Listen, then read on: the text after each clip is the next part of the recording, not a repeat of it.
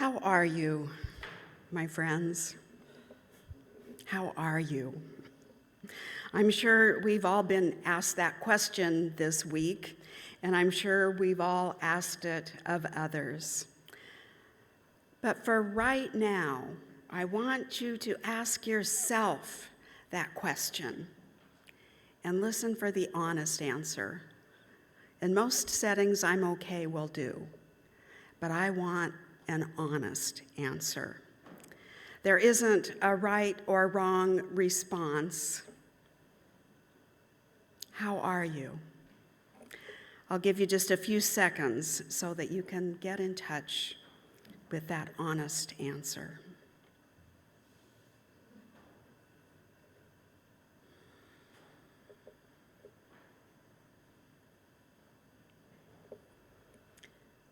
Y'all have that honest answer? I think you know. I think you know the answer to how are you. So what I want you to do is find someone sitting near you and turn and ask each other, how are you? And then listen. Really listen for that honest answer. So let's make sure that everybody has a partner to turn and talk with. And if you're with us on Zoom, you can type into the chat.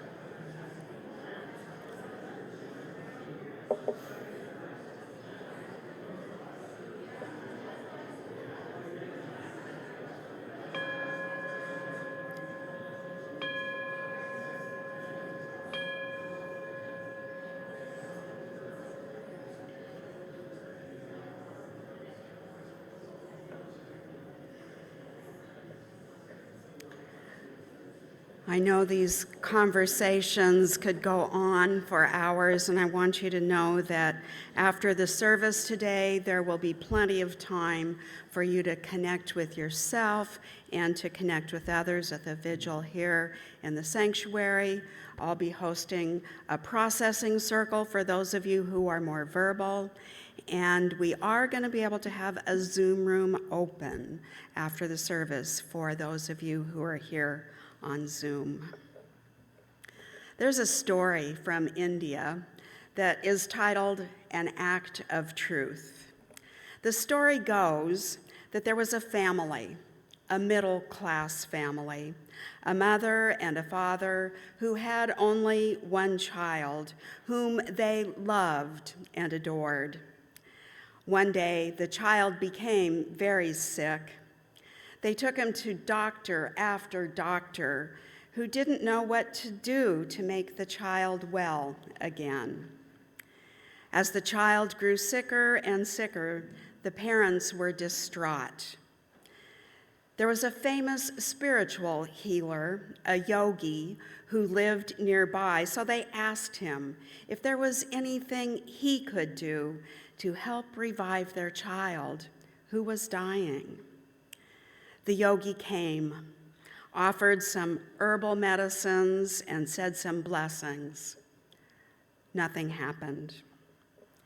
The parents cried, "Isn't there anything you can do to help us?" The old yogi thought for a minute and then said, "If I commit an act of truth, they say that with it, your child will be healed." He stood there quietly thinking. Finally, he said, My act of truth is that even though I look like a yogi and a renunciate, I'm actually a fraud. I'm not much of a renunciate at all. I do this as a pose to earn a livelihood. And when the yogi spoke this truth, the child's eyes opened. He became conscious again, but still could not move. The yogi then said, "It will take more than my act of truth." Then the mother stood up, saying, "For the sake of my child, my act of truth is that I've never really enjoyed this marriage. I'm just here to take care of my child and myself."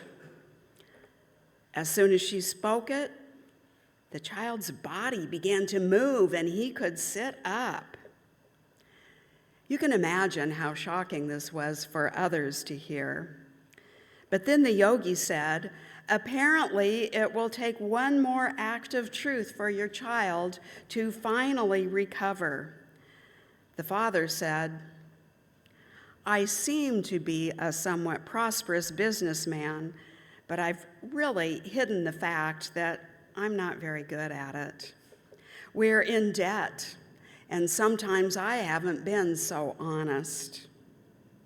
The child got up, walked over, and hugged both parents. In an act of love, then, the child hugged the yogi, saying, "By speaking your truth, you have given me my whole life back." There's many lessons to take from this story, but the one I'm taking today as a moral is that there is healing power in the truth.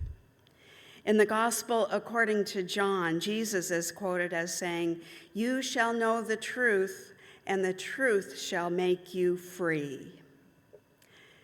And while this quote has the ring of truth to it, so does this one that is attributed to Winston Churchill. A lie gets halfway around the world before the truth has a chance to get its pants on. We live in an age of misinformation and disinformation, creating what Peter Pomerantsev, a British author and researcher who studies media in Putin's Russia, calls the fog of unknowability. This is different from the cloud of unknowing that's referred to by many mystics and theologians, meaning the unknowability of ultimate questions about the meaning of life, what happens when we die, or the existence or non-existence of God.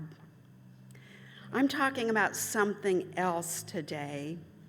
I'm talking about truth that is factual, verifiable, observable, and measurable. When we are told that what we know to be true is false, when lies are held out as truth, when misinformation and disinformation flood the airwaves and information highways, when lies are repeated loudly enough and often enough so as to be mistaken for truth, a fog of unknowability is created. Has anyone ever driven through dense fog? We have a lot of fog here in Tennessee, and I spent a lot of time in the San Francisco Bay Area. So I know driving through dense fog, I'm gonna have to get a drink of water, hold on. So we all know what it's like.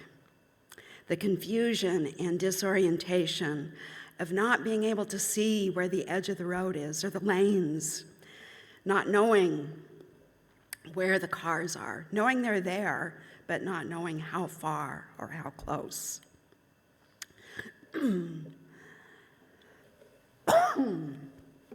Allergies.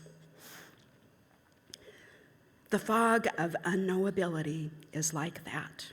confusing and disorienting.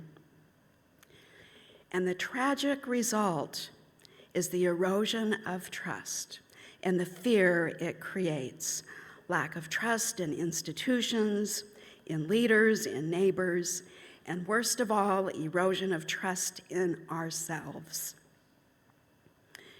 And the end result of that erosion of trust is fear and disconnection from others, conditions that cause the web of interdependence to fray. An antidote to the fog of unknowability is to be inscrutable with the truth. I believe, because it has been my experience, most people can handle the truth, even when it is hard. Because what's harder than a difficult truth is the uncertainty of not knowing. We all know what it's like waiting for the results of a CT scan or an MRI or a biopsy, our own or that of a loved one. Uncertainty causes anxiety, and anxiety has a way of spinning out all kinds of worst-case scenarios. Has anybody done that? Even when the answer is not the one we had hoped for, we have a better sense of what lies ahead and what we must do. On Wednesday this past week, we woke up to a hard truth. This country is as polarized and divided as we feared. More than half of the voting population voted for authoritarian rule, for oppression, and for the stripping away of rights. And while it is true that everyone will feel the impact of this election, the more important truth is the impact will not be felt equally. For the most targeted and most vulnerable communities, the blow is the hardest. In the coming days, weeks, and months, it will be necessary for all of us to use whatever power and privilege we possess, however small or great that may be, to use our power and privilege to create networks of care and protection for the most vulnerable among us. It is also true that nearly half of the voting population voted for something different. Nearly half of the voting population voted for diversity, equity, and inclusion, voted for the right of agency and autonomy over one's body, voted for full equality for our LGBTQIA+ siblings, voted for taking the climate crisis seriously and securing a sustainable future for our children and our children's children. This tells me that we are not alone. Our work is cut out for us, and it begins with telling the truth, even when it is hard, because we are healed by truth. We are set free by truth. Truth pierces through that fog of unknowability. Because here's the thing. If we truly believe in the interdependent nature of our existence, then we must also believe that what any one of us says or does has ripple effects throughout the entire web. While there is much in the way of falsehood reverberating through the web right now, we counter that falsehood with truth, just as we counter cruelty with kindness, arrogance with humility, fear with compassion, and hatred with love. In the coming days, we are likely to be asked, and ask, how are you? The challenge is twofold. The first is to answer the question honestly. We can all handle that truth, because such an act of truth is healing. When we dare to speak our own truth, we restore our trust in ourselves. And the experts that tell us what we need for the days ahead, they start with trust in ourselves. Truth builds trust, and trust strengthens the web of interdependence. The second challenge is this: when you are the one asking, how are you? To listen to the answer. As we say in our sharing circles here at church, to listen in a way that you hear the truth without offering any fixing, saving, advising, or correcting each other. To listen with an open heart is an act of love, and love is at the center and the core of all we do. On the day after the election, best-selling author Barbara Kingsolver posted this on her Facebook page: "Truth and love have been smacked down so many times before today. Truth because it is often inconvenient, and love because it is vulnerable." My friends, we are held by love. We are healed by truth. Truth builds trust, and trust is essential to interdependent relationships. In this place, we believe in love. In this place, we speak the truth. In this place, we affirm our interdependence, not just with words, but in our actions and with our very lives. Let us endeavor to nurture the qualities in ourselves that have the power to heal. Because we are part of the interdependent web of existence, even our small acts of truth and love can help to heal the world. Indeed, it is the only thing that ever has. Know that you are loved. I know that you are loved because I love you. May we carry that love and truth with us for the remainder of this hour and as we move out into the world later today.